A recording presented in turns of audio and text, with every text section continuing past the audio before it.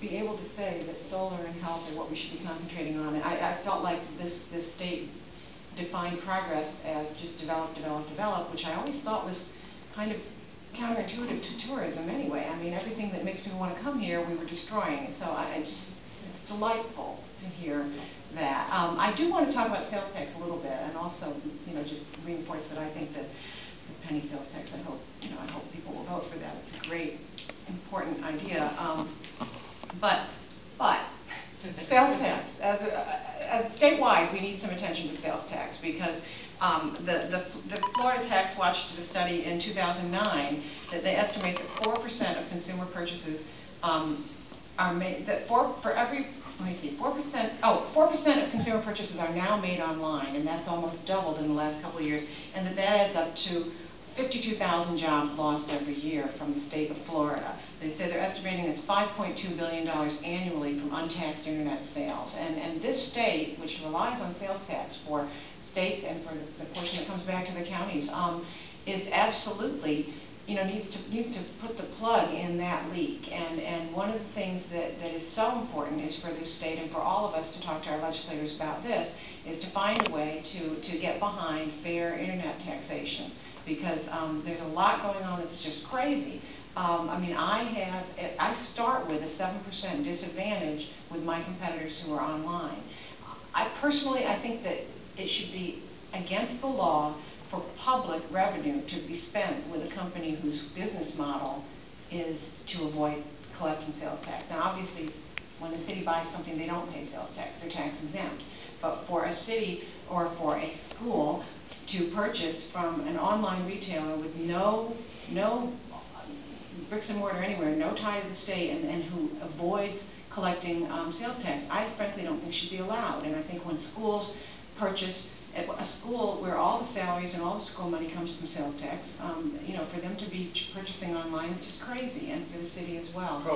Early in the legislative session, I read where Representative Ambler had a proposal to address this issue, and I read about it, and then I quit seeing it. So I don't know where it is. I don't think it progressed. I don't think it progressed. In a lot of states, it is progressing, and there's some backlash. There's some backlash from some companies that are good competitors of mine. But it's got to be dealt with. One of the things that's very interesting, just as a piece of information, for example, Amazon.com does not collect sales tax online.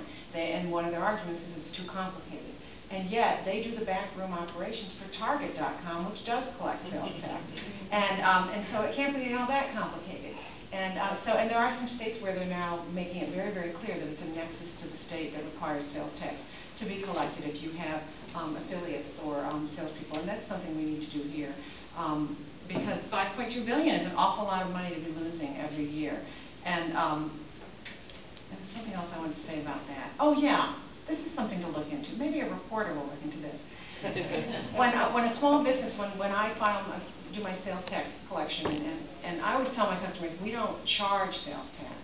We, on your behalf, as a service to you and the state, we collect it and deposit it with the Department of Revenue. No matter how much I make in my one location, I can't get more than what's the collection allowance caps out at $30, which is fine. It's supposed to be for the amount of work and time it took for me to fill out the forms.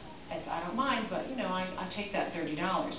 But it is my understanding that if I have multiple locations across the state, that it's actually a percentage of the sales tax, and there's no cap on it at all. So that my friends who have multiple locations across the state are collecting from you money that shows on the receipt as sales tax, but that a very large portion of that, dollar-wise, is in fact not going to the state because they have a collection allowance that is huge.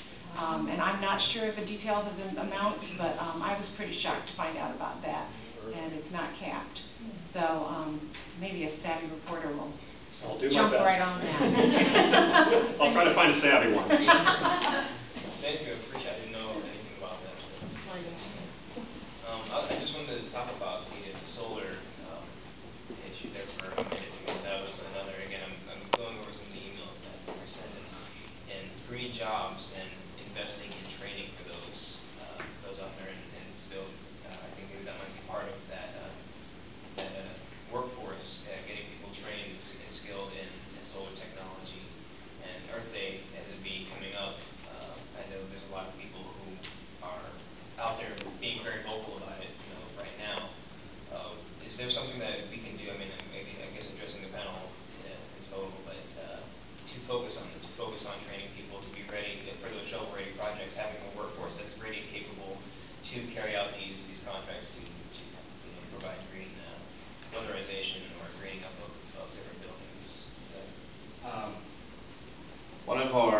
electrician locals here has an apprenticeship located here in Tampa, and part of their apprenticeship is dealing with solar power. If you actually go up to their building and drive around back, they have a solar panel and stuff that they train their workers on that are ready to go, this sort of thing.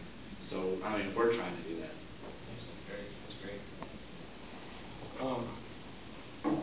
I recently got a house with a solar hot water heater, which is not the same as solar power exactly, but everyone should have one. I strongly endorse it. It saves me a heck of a lot of money.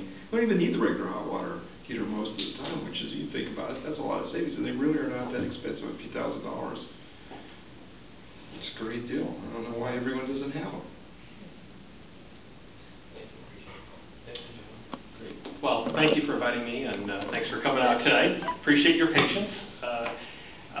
You know, I wanted to talk primarily about a few job creation strategies. I think our fellow panelists had some excellent ideas, so I'll try not to